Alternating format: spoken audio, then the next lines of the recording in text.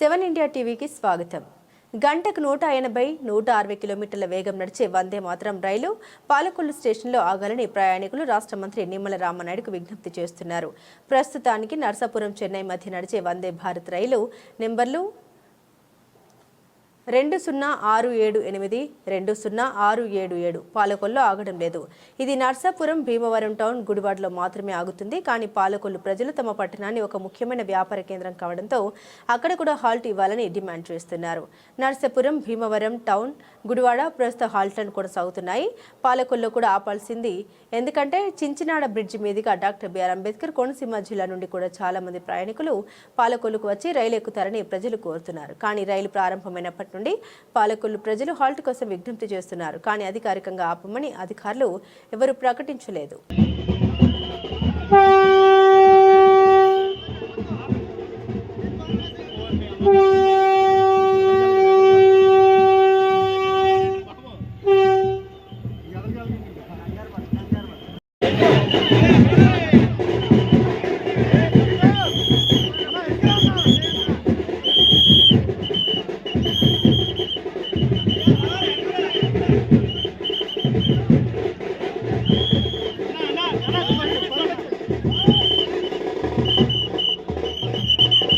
Palakollu Vande Bharat train తీసుకొచ్చినందుకు చాలా మంచిది. కానీ ఇక్కడి నుంచి నర్సాపురం, భీమవరం ఎక్కాలంటే ఆసన నియోజకవర్గంలోకి, అలాగే ఈస్ట్ గోదావరి నుంచి రావాలంటే రాజుల బస్సు ఎక్కి పాలకొల్లు వచ్చి ఇక్కడి నుంచి మళ్ళీ నర్సాపురం, భీమవరం ఎక్కడి నుంచి జనాలకి చాలా ఇబ్బంది పడతారు. వందే భారత్ తెచ్చినందుకన్నా ఇక్కడి నుంచి పాలకొల్లు నుంచి వచ్చి జనం మాత్రం ప్రయాణం చేయాలంటే చాలా ఇబ్బందిగా ఉంటుంది. కారణం ఎందుకంటే ఆసన నియోజకవర్గం నుంచి వచ్చే జనం ఈస్ట్ గోదావరి, నర్సాపురానికి అటు పాలకొల్లుకి ఎక్కువ రన్నింగ్ జరిగేది. అంత రన్నింగ్ జరిగేది మన పాలకొల్లు ఆకుండా డైరెక్ట్ మన పాలకొల్లు నుంచి అంటే భీమవరం వెళ్ళాలంటే చాలా ఇబ్బంది. పాలకొల్లు ట్రైను మన వందే భారత్ ఇక్కడ ఆగాలని కోరుతున్నాం. మాటిచ్చాం, నిలబెట్టుకున్నాం అంటూ నర్సాపురం పార్లమెంటు నియోజకవర్గంలో పెద్ద పెద్ద బోర్డింగ్లు చూశాను. నిన్న చూసి ఏంట్రా బాబా అని చెప్పేసి విషయం తెలుసుకుంటే అర్థమైంది. నిన్న కేంద్ర మంత్రి మరియు పార్లమెంటు స్థాయిలో ఉన్న అధికార పార్టీ ఎమ్మెల్యేలు, మంత్రులు నిన్న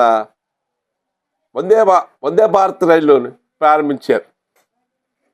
మన ప్రాంతానికి వందే భారత్ రైలు తీసుకురావడం చాలా సంతోషం, శుభసూచకం కూడా. అయితే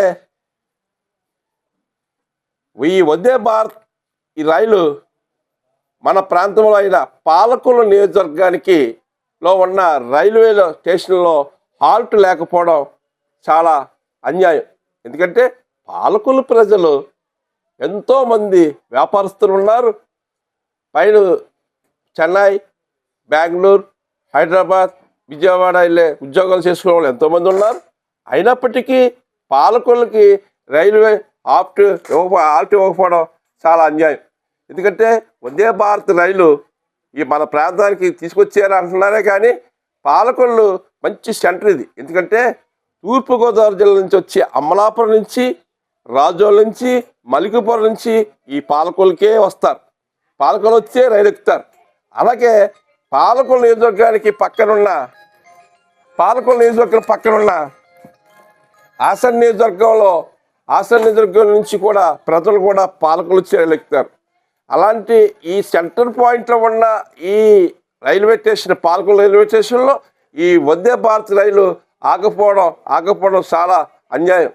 ఈ వందే భారత్ రైలు ఈ పాలకొల్లు ఆపాలని చెప్పేసి మా వైఎస్ఆర్ కాంగ్రెస్ పార్టీ నుంచి మేము కోరుతున్నాం. ఎందుకంటే ఈ వందే భారత్ రైలు చాలా అవసరం పాలకొల్లుకి. ఎందుకంటే దూర ప్రాంతాలకు వెళ్ళాలంటే మా పాలకొల్లు నుంచి ప్రజలు వెళ్ళాలంటే రాజమండ్రి వెళ్తున్నారు, అలాగే విజయవాడ వెళ్ళి ఎక్కుతున్నారు. కానీ ఇప్పుడు కూడా వందే భారత్ మీ ప్రాంతానికి వచ్చినా కూడా అటు భీమవరం లెక్కాలంటున్నారు, లేదా నర్సాపురం లెక్కాలంటున్నారు. మరి పాలకొల్లు ఆల్ట్ ఇవ్వకపోవడం చాలా అన్యాయం. ఎందుకంటే అటు ఈస్ట్ గోదావరి కవర్ చేస్తుంది, ఇటు ఆసన నియోజకవర్గం కవర్ చేస్తుంది, ఎన్నో సుమారు లేదు 5-6 నియోజకవర్గాలు కవర్ చేస్తుంది. నిజంగా చెప్పాలంటే మన కేంద్ర మంత్రి గారు, మన పాలకొల్లు ఎమ్మెల్యే అయిన నిమ్మల రామనాయుడు గారు ఇద్దరు మంత్రులే. ఇద్దరు మంత్రులు ఎంతో సఖ్యతగా ఉంటారు. మరి మా పాలకుల ఎమ్మెల్యే గారైన నిమ్మల రామారెడ్డి మంత్రి స్థానంలో ఉండి కూడా వాళ్ళ పాలకులకి హాల్ట్ ఈ వందే భారత్ ఆపాలని చెప్పేసి ఎందుకు కృషి చేయట్లేదు, ఎందుకు కృషి చేయలేదు అని చెప్పేసి ఈ సందర్భంగా మాకు అనుమానంగా ఉన్నాయి. ఏంటి ఎందుకు ఆగట్లేదు? ఆగాలి, వందే భారత్ ఆగాలి.